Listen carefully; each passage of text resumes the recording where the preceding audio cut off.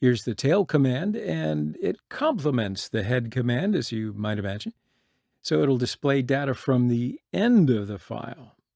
It'll write results to standard output, and by default, tail returns the last 10 lines of each file that it is given. It may also be used to follow a file in real time and watch as new lines are written to it. So to watch a file for changes with the tail command, just pass the -F option.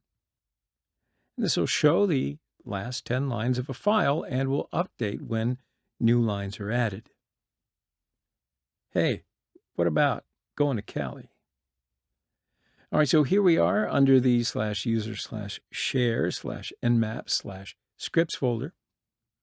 And let's just run any file with a tail command to see the end of the file.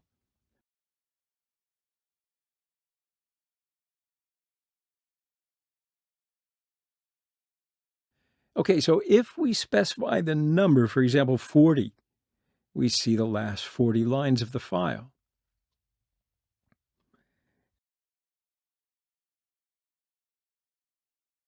Now let's follow a file in real time with -F parameter and see how it repeats every 2 seconds.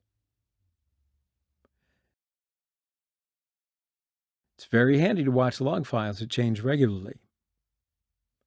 And let's quit out of that by pressing Control and C.